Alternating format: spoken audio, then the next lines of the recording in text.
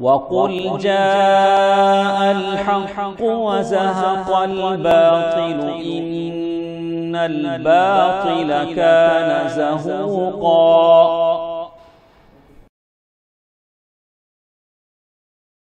إن الحمد لله نحمده ونستعينه ونستغفره ونعوذ بالله من شرور أنفسنا ومن سيئات أعمالنا من يهده الله فلا مضل له ومن يضلل فلا هادي له وأشهد أن لا إله إلا الله وأشهد أن محمدا عبده ورسوله أرسله بالحق بشيرا ونذيرا.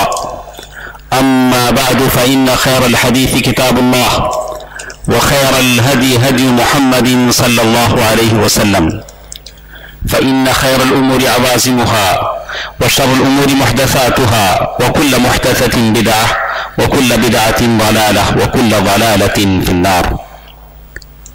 فأعوذ بالله من الشيطان الرجيم. بسم الله الرحمن الرحيم. وآخرون اعترفوا بذنوبهم خلطوا عملا صالحا وآخر سيئا عسى الله أن يتوب عليهم إن الله غفور رحيم.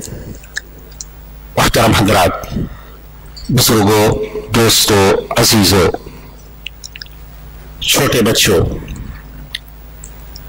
اللہ تعالیٰ کا فضل و کرم ہے کہ جمعے کے اس خطبے میں ہم شریک ہیں. سب سے ضروری چیز انسان یعنی میں اور آپ جو کچھ زبان سے نکالتے ہیں اس کو سمجھ کر سوچ کر نکالیں تاکہ اللہ تعالیٰ مجھے اور آپ کو ثواب دے سکے. خطبے کے شروع میں خطبہ حاجہ پڑھا جاتا ہے اور ان الحمدللہ اللہ تعالیٰ کی حمد و ثنا سے بات شروع ہوتی ہے. آپ اور میں نماز میں کھڑے ہوتے ہیں، سورہ فاتحہ سے نماز شروع کرتے ہیں. الحمدللہ رب العالمین اس آیت سے شروع کرتے ہیں. سورہ فاتحہ جس کے بارے میں کہا گیا السبع المثانی الشافیہ الکافیہ، یعنی بہت سارے نام اس کے بتائے گئے. سورہ فاتحہ کے بہت سارے نام ہیں.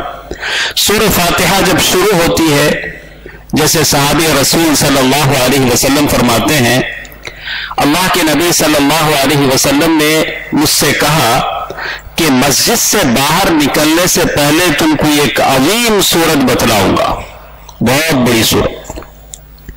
تو بس اتنی دیر تھی بولنے کی کہ میں اللہ کے نبی صلی اللہ علیہ وسلم کے ساتھ ساتھ ہو گیا، اور اللہ کے نبی صلی اللہ علیہ وسلم جیسے ہی مسجد سے باہر نکلنے کا ارادہ کیے میں نے ہاتھ پکڑ لیا، کہا کہ اللہ کے نبی صلی اللہ علیہ وسلم آپ نے مجھ سے کہا تھا لَوْعَلِّمَنَّكَ أَعْظَمَ سُورَةٍ فِي الْقُرْآنِ، قرآن کی عظیم سورت میں تمہیں بتلاؤں گا، مجھے بتلائیے.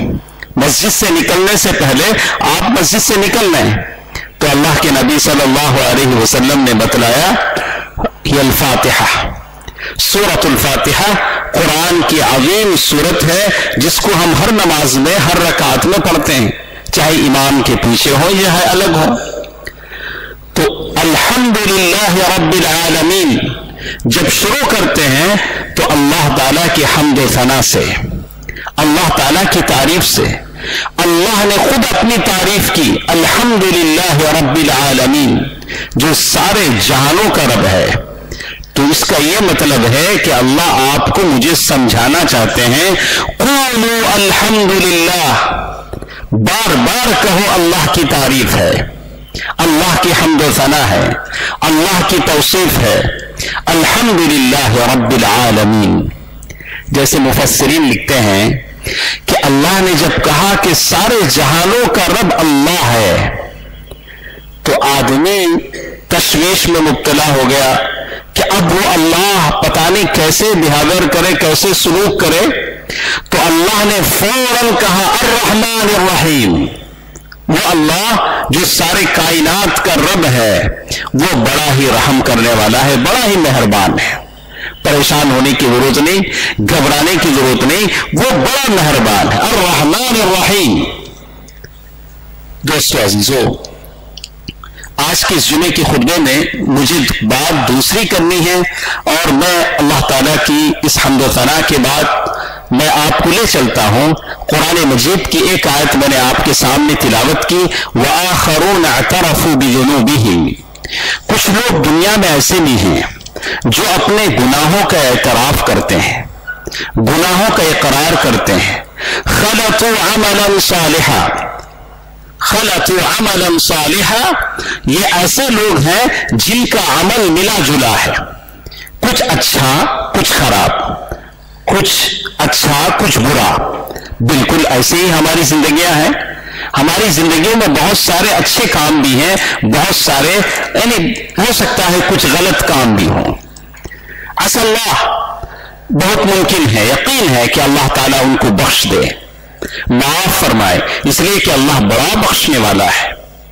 تو آج جمعے کے خطبے میں ہم بات کرتے ہیں، اس لیے یہ بات میں نے آپ کے سامنے کہی، میرے نبی صلی اللہ علیہ وسلم نے فرمایا سب سے زیادہ جنت میں جاتے ہیں لوگ دو باتوں کی وجہ سے، دو باتوں کی وجہ سے لوگ جنت میں داخل ہوتے ہیں۔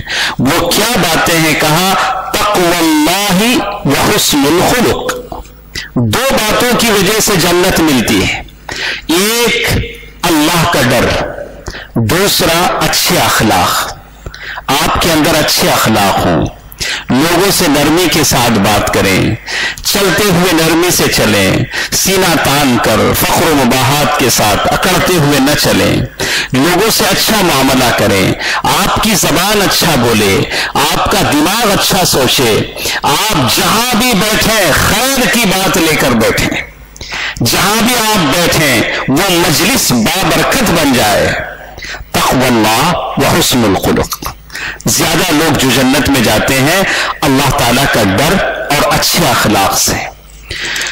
اچھے اخلاق ایک سمندر ہے، بہت ساری باتیں اچھے اخلاق میں ہیں، لیکن آج جو میں آپ کو ایک اچھے اخلاق کی بات بتانا چاہتا ہوں وہ ہے اعتراف خطا، یعنی اپنی غلطی کا اعتراف، اپنی غلطی کا اقرار۔ یہ بہت بڑی چیز ہے، یہ بہت کم لوگوں میں ہوتی ہے یہ بات کہ وہ اپنی غلطی کا اقرار کرتے ہیں، اعتراف کرتے ہیں کہ ہاں مجھ سے غلطی ہوئی ہے۔ لیکن بہت سارے ہیں جو فرعونوں کا مزاج رکھتے ہیں، ان کے مزاجوں میں فرعونیت ہے، وہ مانتے نہیں، ہاں میں کیسا غلطی کر سکتا ہوں؟ ارے غلطی آپ نہیں کریں گے، آپ انسان ہیں، آدم علیہ السلام نے غلطی کی تو معافی چاہ لی۔ ہاں انبیاء علیہ السلام کے بارے میں قرآن کہتا ہے انبیاء جو بہت ہی نیک صالح اور تقوی والے لوگ تھے اور جن کے بارے میں جن کی معصومیت کی گواہی قرآن دیتا ہے، ویسے لوگوں سے اگر کوئی خطائیں ہو جاتی تھی تو وہ لوگ معافی چاہ لیتے تھے۔ تو اسی بات کا ذکر ہم دیکھیں گے کہ اپنی غلطی کا اقرار کرنا، اپنی غلطی پر پچھتاوا کر لینا، حق بات سامنے آ جانے کے بعد اپنی غلطی کو مان لینا، یہ انبیاء کی عادت ہے۔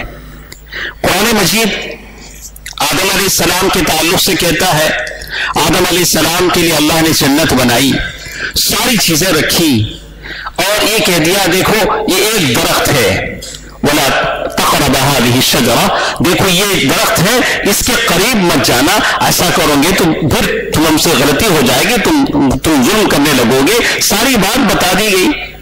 لیکن بہکاوے میں آ گئے اور اس درخت کا پھل کھا لیا۔ وَطَفِقَا يَخْصِفَانِ مِنْ، کہتے ہیں کہ جب جسم سے کپڑے الگ ہو گئے تو انہوں نے جنت کے پتوں سے اپنے جسم کو ڈھانپنے لگے، اور جب احساس ہوا کہ ہم سے غلطی ہوئی ہے تو جیسے قرآن نے کہا قَالَ رَبَّنَا ظَلَمْنَا أَنفُسَنَا، دونوں نے ایک بات کہی، اے ہمارے رب ہم نے اپنے آپ پر ظلم کیا، ہم سے غلطی ہو گئی، وَإِن لَمْ تَغْفِرْ لَنَا، اگر تو معاف نہیں کرے گا، اگر تو نہیں بخشے گا، اگر تو نہیں رحم کرے گا تو ہم نقصان پانے والوں میں سے ہو جائیں گے، ہم گھاٹا پانے والوں میں سے ہو جائیں گے۔ تو غلطی کا اقرار اور احساس آدم علیہ السلام کو ہے، ہوا کو ہے، تو ہم اپنی غلطی زندگی میں جو بھی ہو جاتی ہے ہم اپنی غلطی کا اعتراف کریں۔ اگر کوئی بتاتا ہے کہ صاحب آپ سے یہاں غلطی ہوئی ہے کسی بھی معاملے میں، غلطی کا اعتراف نہیں کرتا کون ہے؟ جسے اپنے غلطی کو اعتراف کرنے سے اپنے منصب کے چلے جانے کا ڈر ہو۔ یہ جتنے قبروں پر چبوتروں پر بیٹھے ہیں ان کو نہیں پتا کہ یہ ساری چیزیں غلط ہیں۔ ابھی کل جمعرات تھا، ادھر میں گزر رہا تھا، ایک مسجد کے سامنے درگاہ ہے ٹرپلیکن میں، تو اتنی لمبی لائن عورتوں کی برقعے میں کھڑی ہوئی ہے۔ کہاں جا رہے ہیں؟ قبر کے اندر درگاہ میں گھس رہے۔ ہم لوگ اپنے مسجدوں میں بند کمروں میں بہت سارے علمی مجالس کرتے ہیں، جلوس رکھتے ہیں، اجتماعات کرتے ہیں۔ اب ضرورت ہے سڑکوں پر کام کرنے کی۔ جو مسلمان نادان سڑکوں پر ہیں، دین کو نہیں سمجھتے ہیں، ان کے ساتھ مل کر ہم کام کریں۔ اب کون سمجھائے کہ یہ قطار جہاں کھڑی ہے، یہ لائن جس میں لوگ کھڑے ہیں، یہ کیا کرنے والے ہیں؟ اب آپ جیسا موحد کوئی جاتا ہے تو آنکھ بند کر لیتا ہے، چلو میں نہیں دیکھتا، جیسے بلی آنکھ بند کر کے دودھ پی لیتی ہے۔ اس طرح سے اللہ تو ہم کو نہیں بخشے گا۔ میرے اور آپ کے آنکھوں کے سامنے شرک ہوتا رہا، قبروں کی پرستش ہوتی رہی، تم نے اپنے آنکھوں سے دیکھا، کبھی میرے اور آپ کے دل میں پیدا ہوا کہ ان کو تھامو، ان کو روکو، بتاؤ کہ یہ شرک ہے؟ کبھی خیال میرے اور آپ کے دل میں آیا؟ میں نے کہا دیکھا لمبی لائن ہے، ہاں اچھا یہ درگاہ ہے، چلو ہم آنکھ بند کر لیتے ہیں۔ اس سے تو معاملہ ختم ہونے والا نہیں ہے۔ تو ہم اپنی غلطی کا اعتراف کریں، ہم سے غلطی ہو رہی ہے، اور یہ انبیاء علیہ السلام کی عادت ہے۔ اور جو تکبر کرتا ہے وہ اپنی غلطی کا اعتراف نہیں کرتا، اپنی غلطی کا اعتراف نہیں کرتا۔ تو اللہ تبارک و تعالیٰ نے ان دونوں کے بارے میں کہا قال ربنا ظلمنا انفسنا وان لم تغفر لنا وترحمنا، تو اللہ تعالیٰ سے انہوں نے دعا کیا، اللہ تعالیٰ نے معاف فرمایا۔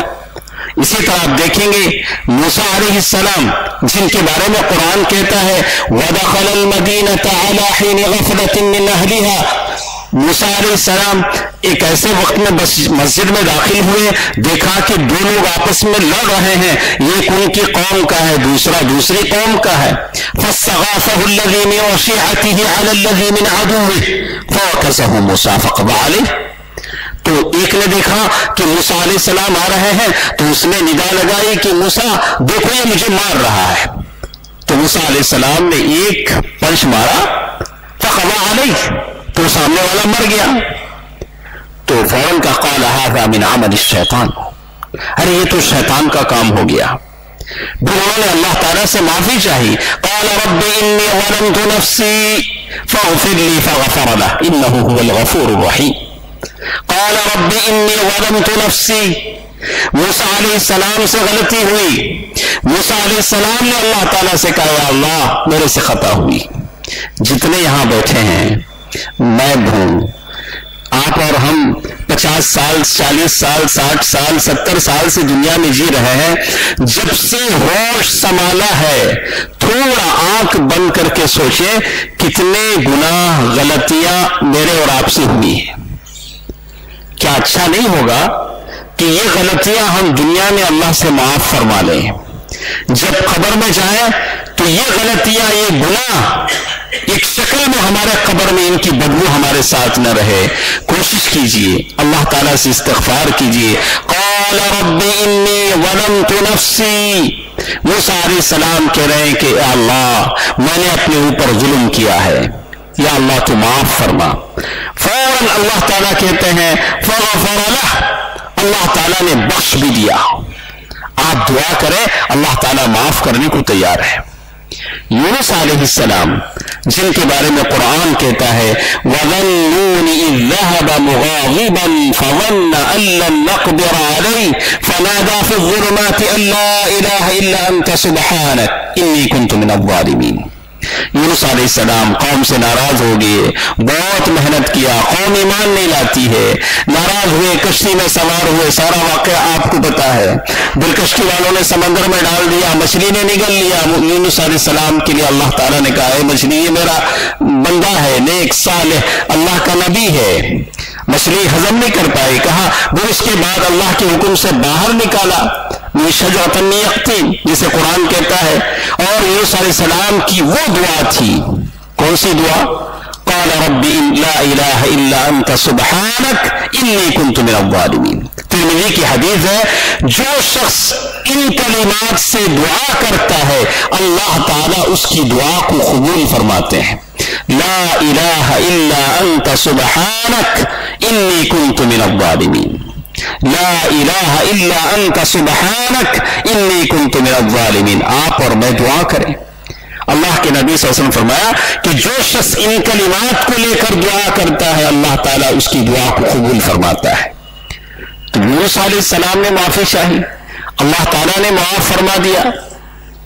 تو یہ انبیاء ہیں جو اپنی غلطی کا اعتراف کرتے تھے، اور اسی طرح ملکہ سبا کے بارے میں کہا، سبا کی جو رانی تھی وہ لوگ سورج اور چاند کی پرستش کرتے تھے، بعد میں اس نے سلیمان علیہ السلام کے ساتھ ان کی گفتگو ہوئی، انہوں نے دعویٰ کیا، سمجھایا اور مسلمان ہوئے تو اس نے کہا قیل لها قل الصرح، یعنی ملکہ بلقیس نے کہا کہ مجھ سے غلطی ہو گئی، میں سلیمان علیہ السلام کے ساتھ ان کے رب پر ایمان لاتی ہوں۔ تو دوستو عزیزو، ماں اور بہنوں، چھوٹے بچوں، مجھے آپ سے ایک ہی بات کہنی ہے کہ آپ اور ہم جو بھی غلطی ہم سے ہو جاتی ہے، ایک تو غلطی کو سمجھیں اور اللہ تعالیٰ سے بخشش مانگیں، اپنے گناہ کا اعتراف کریں، بار بار اللہ تعالیٰ کے سامنے گڑ گڑائیں۔ آپ کو معلوم ہے کہ موسیٰ علیہ السلام کے زمانے میں کچھ جادوگر تھے، وہ جادوگر آئے تھے موسیٰ علیہ السلام کو ہرانے کے لیے، ان کو نیچا بتانے کے لیے۔ جب ان کے سامنے حق واضح ہو گیا تو سارے کے سارے اللہ کے بارگاہ میں سجدے میں گر پڑے، اپنے گناہ کا اعتراف کیا کہ ہم سے غلطی ہو گئی تھی۔ تو اپنی غلطی کا اعتراف کرنا ایک اچھے مومن کی عادت ہے۔ اسی لیے مومن کے بارے میں کہا گیا کہ ایک اچھا مومن ایسے ہوتا ہے جس کے ناک میں نکیل ہو، جانور کے ناک میں اگر نکیل و رسی ہو تو آپ جدھر چاہے لے جا سکتے ہیں۔ تو ایک اچھا مومن جیسے اس کو حق واضح ہو جاتا ہے وہ حق کی طرف چلا جاتا ہے۔ مسلمان ہے، وہ اکڑتا نہیں ہے، وہ بھائی میں غلطی مان لوں گا تو کیسے ہوگا، میری ناک کٹ جائے گی، میں چھوٹا ہو جاؤں گا، نہیں۔ آپ اگر غلطی کو مان لیتے ہیں، من تواضع للہ، جو اللہ تعالیٰ کے لیے تواضع اختیار کرتا ہے اللہ تعالیٰ اسے اٹھا دیتا ہے۔ جو حق پر رہتے ہوئے اگر آپ کے خاندان میں جھگڑا ہو رہا ہے، کوئی معاملہ ہو رہا ہے اور آپ حق پر ہیں، اگر آپ مان جاتے ہیں تو اس کی وجہ سے کوئی جھگڑا ختم ہو سکتا ہے، تو اللہ تعالیٰ جنت میں آپ کو وہ چبوترا دے گا، جنت میں نعمتیں دے گا جس کی خوشخبری سنائی گئی ہے۔ تو بسا اوقات آپ لڑائی ختم کرنے کے لیے، گرچہ کہ آپ حق پر ہیں، دنیا جہاں کے ثبوت آپ کے پاس ہیں، ساری دلیلیں آپ کے ساتھ ہیں، لیکن آپ کے مان جانے سے جھگڑا ختم ہو سکتا ہے، تو آپ مان جائیں، اللہ تعالیٰ نے جس کا وعدہ کیا ہے اس وعدے کے لیے آپ تیار ہو جائیں۔ تو اسی لیے میں نے کہا کہ آدمی ہمیشہ اپنی غلطی کا اعتراف کرنا سیکھے۔ انس بن مالک رضی اللہ تعالیٰ عنہ فرماتے ہیں کہ ایک مجلس میں اللہ کے نبی صلی اللہ علیہ وسلم ہمارے ساتھ بیٹھے ہوئے تھے، اچانک مسکرانے لگے تو صحابہ کرام سے اللہ کے نبی صلی اللہ علیہ وسلم نے پوچھا هل تدرون مما اضحك، کیا تم جانتے ہو کہ میں کیوں مسکرا رہا ہوں؟ صحابہ کرام نے کہا ہے کہ اللہ کے نبی صلی اللہ علیہ وسلم ہم نہیں جانتے۔ تو اللہ کے نبی صلی اللہ علیہ وسلم نے بتلایا کہ ایک آدمی کل حشر میں اللہ تعالیٰ کے پاس آئے گا، آ کر کہے گا یا رب الم تجرنی من الظلم، اے رب کیا تو نے مجھے میرے اوپر ظلم نہیں کرنے کی بات نہیں کہی تھی کہ آپ میرے اوپر ظلم نہیں کریں گے؟ تو اللہ کہیں گے کہ ہاں بالکل صحیح ہے، میں کسی پر ظلم نہیں کرتا، اللہ تعالیٰ ظالم نہیں ہے۔ تو وہ کہے گا کہ آج یہ حشر کا میدان ہے، اس میدان میں نہیں چاہتا کہ میرے خلاف کوئی وٹنس دے، کوئی گواہی دے۔ अल्लाह कहेंगे ठीक है चलो ऐसा करते हैं कि तुम्हारे जिस्म को तुम्हारे खिलाफ विटनेस के लिए लाते हैं। तो ये वो दिन होगा, हशर का दिन। आदमी के हाथ बोलेंगे, उंगलियां बोलेंगे, चमड़ी बोलेगी, तो वो कहेगा बुअदन लकुम व सुहकन फअनकुन्ना, वो कहेगा कि अरे तुम पर दूरी हो, तुम कैसे लोग हो, मैं तुम्हारे लिए दुनिया में लड़ता था, तुम्हारे लिए दुनिया में जीता था, आज मेरे खिलाफ गवाही दे रहे हो। ये जिस्म, ये उंगलियां, ये खूबसूरत जिस्म जिनको आदमी खूबसूरती देने के लिए कैसे कैसे ड्रेस पहनता है, उसकी कोशिश होती है कि बिल्कुल ब्रांडेड कपड़ा पहनूं, नफीस कपड़ा पहनूं और बिल्कुल अच्छा पानी पीऊं, बिल्कुल दुनिया में जो भी हो सकता है जिस्म को पहुंचाने के लिए। कल हशर में यही जिस्म मेरे और आपके खिलाफ गवाही देगा। तो वो कहेगा बुअदन लकुम व सुहकन, ऐ जिस्म दूर हो जा, दूर हो जा, तेरा सत्यानाश हो, मैं दुनिया में तेरे लिए क्या क्या करता था, आज हशर में मेरे खिलाफ तू गवाही देता है। तो ये जिस्म कीड़ों की ग़िज़ा है, इस पर मुझे उतना ध्यान देने की जरूरत नहीं है। मर जाऊंगा तो लोग कैसे भी दफनाएंगे, कैसे कैसे लोगों को दफना देते हैं, हमारा हिसाब क्या है, लोग दफनाएंगे, लेकिन आदमी को तवज्जो देनी है उसकी रूहानी तरबियत पर, ईमानी तरबियत पर। आदमी अपना ईमान बढ़ाए और उसके अंदर और ऐसी तरबियत उसके अंदर हो, तज़किया नफ्स उसके अंदर पैदा हो, इस चीज की उसके अंदर जरूरत है। इसीलिए कहते हैं अबू सईद खुदरी रज़ियल्लाहु तआला अन्हु की हदीस है, कहते हैं कि अल्लाह तबारक व तआला क़यामत के दिन सारे लोगों को बुलाएगा, आदम अलैहिस्सलाम को बुलाएगा, कहेंगे कि लब्बैक व सअदैक, अल्लाह मैं हाजिर हूं। तो उनकी कौमों से, मुख्तलिफ लोगों से अल्लाह ताला पूछेंगे क्या तुम्हारे पास रसूल आए थे? तो लोग कहेंगे कि मा जाअना मिन नज़ीर, हमारे पास कोई रसूल नहीं आया था। तो तब अंबिया से जब पूछा जाएगा कि तुम्हारे बारे में कौन गवाही देंगे, तो उम्मत मोहम्मद, उन्होंने कहा कि अल्लाह के नबी की उम्मत मेरे बारे में गवाही देगी। तो सारी उम्मत मोहम्मद गवाही देगी कि अंबिया ने अपना हक अदा कर दिया है। अल्लाह ताला जब पूछेंगे अंबिया से कि तुमने क्या, नूह अलैहिस्सलाम से, आदम अलैहिस्सलाम से, क्या तुम लोगों ने अपना हक अदा कर दिया है? तो उनकी कौम कहेगी कि मा जाअना मिन नज़ीर, तो उम्मत मोहम्मद गवाही देगी कि हाँ अंबिया ने अपना हक अदा कर दिया है। दोस्तों अजीबों, दो बातें आपके और मेरे साथ हैं। एक, दुनिया में अपने गुनाहों का इकरार करना, दुनिया में अपने खताओं का इकरार करना, उस पर अल्लाह ताला से माफी चाहना। जैसे बहुत सारी हदीसें इस सिलसिले में हैं कि अल्लाह तबारक व तआला के पास एक बंदा लाया जाएगा, अल्लाह ताला उसे अपने पहलू में बिठाएंगे, यानी अपने दामन में उसे लेंगे और उसका नाम अमाल उसे देंगे, बोले पढ़ो, पढ़ता जाएगा, बहुत सारे गुनाह आते जाएंगे, चेहरा बदलता जाएगा, उसे कहेंगे कि क्या तुम इस गुनाह को मानते हो कि ये गुनाह तुमने किए हैं? बोला कि हाँ अल्लाह मैं मानता हूं। वो सजदा करेगा, फिर उठेगा, फिर पढ़ेगा और फिर आहिस्तगी के साथ, सारे हशर वाले तो नहीं सुनेंगे, सारे हशर वाले एक देख रहे होंगे कि वो बंदा सिर्फ सजदा कर रहा है। सारे लोग हाँ कितना खुशनसीब आदमी है जिसके नाम अमाल में कोई गलती नहीं है, लेकिन अल्लाह ताला ने उसकी गलतियों को बख्श दिया है। खुशनसीब आदमी वो है जो मरने से पहले अपनी गलतियों को मार देता है, अपनी मौत से पहले अपने गुनाहों की माफी अल्लाह ताला से चाह लेता है। इसीलिए अबू बकर सिद्दीक रज़ियल्लाहु ताला अन्हु ने अल्लाह के नबी सल्लल्लाहु अलैहि वसल्लम से कहा, ऐ अल्लाह के नबी सल्लल्लाहु अलैहि वसल्लम मुझे दुआ सिखलाइए। तो बेहतरीन दुआ जो तशहुद में आप पढ़ते हैं, अल्लाहुम्मा इन्नी ज़लमतु नफ्सी ज़ुल्मन कसीरा, वो दुआ अल्लाह के नबी सल्लल्लाहु अलैहि वसल्लम ने सिखलाया। अल्लाहुम्मा इन्नी ज़लमतु नफ्सी ज़ुल्मन कसीरा, कौन कह रहा है? अबू बकर सिद्दीक यारगार, जिनके बारे में अल्लाह के नबी सल्लल्लाहु अलैहि वसल्लम ने फरमाया सारे लोगों का हक मैंने अदा कर दिया सिवाय अबू बकर के। वो कह रहे अल्लाहुम्मा इन्नी ज़लमतु नफ्सी, اللہ میں نے اپنے اوپر ظلم کیا. یہ دعا اللہ کے نبی صلی اللہ علیہ وسلم نے سکھلایا. دوستو عزیزو، سید الاستغفار میں بھی یہی باتیں کہی گی.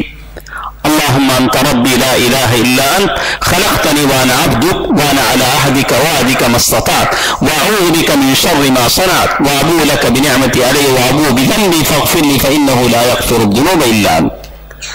تو آدمی کے لیے سب سے اچھی چیز یہ ہے کہ وہ اپنے گناہوں کا اعتراف کرے، اقرار کرے. اس کا فائدہ یہ ہوگا کہ میں اپنے گناہوں کو یاد کروں گا کہ اللہ کیسے کیسے غلطیاں مجھ سے ہوئی ہیں، تو ان غلطیوں پر میں معافی چاہوں گا اللہ تعالیٰ سے. آئندہ سے غلطیاں نہ کرنے کا میرے اندر احساس ہوگا، کوشش ہوگی کہ غلطیوں کی میں معافی چاہ چکا ہوں، اللہ تعالیٰ مجھے معاف کرے گا. اور دوسری چیز حق کا اظہار کرنا، حق کو ماننا. لیکن کافروں کے بارے میں اللہ تعالیٰ کہتے ہیں فَاعْتَرَفُوا بِذُنُوبِهِمْ. کافر لوگ کل حشر میں جائیں گے، اللہ تعالیٰ کے پاس جائیں گے تو وہاں اپنے گناہوں کا اعتراف کریں گے. جیسے وہ کہیں گے أمتنا اثنتين وأحييتنا اثنتين فاعترفنا بذنوبنا فهل إلى خروج من سبيل. یا اللہ، اب یہ حشر کا میدان ہے، جنت ہم نے دیکھ لیا، جہنم ہم نے دیکھ لی، فرشتوں کو ہم نے دیکھ لیا، پل صراط کو دیکھ لیا، تطایر الصحف میزان کو ہم نے دیکھ لیا، ساری چیزیں ہم اپنے دیکھ لی. فہل الی خروج من سبیل. کیا دوبارہ واپس جانے کی کوئی راستہ ہے؟ دوبارہ ہم دنیا میں جائیں گے؟ نہیں ہوگا. تو وہاں اوپر جا کر ہم اپنے گناہوں کا اعتراف کریں گے تو نہیں ہوگا. اس سے بہتر ہے کہ دنیا میں اپنے گناہ کا اعتراف کریں. اعتراف کا مطلب یہ ہے کہ جتنی غلطیاں ہم نے کی ہیں وہ ساری غلطیاں ڈائری میں تو لکھ کے نہیں ہیں، کسی کو تو یاد نہیں ہے، لیکن جتنی یاد ہے اگر وہ حقوق اللہ سے متعلق ہے تو آدمی اللہ تعالیٰ سے گڑ گڑائے، توبہ کرے، بار بار اللہ تعالیٰ سے دعا کرے. اگر حقوق العباد سے متعلق ہیں تو جائے ان کا ہاتھ پکڑ کر ان سے معافی چاہے. اگر پیسوں سے ہے تو اس کا پیسہ انہیں دے دے. اگر کسی کی غیبت کر دی ہے تو اس سے معافی چاہ لے، اس کی تعریف میں کچھ بات کہہ دے کہ میں نے تمہارے تعلق سے یہ غلط بات کہہ دی تھی. یہ گناہوں کا اعتراف ہے.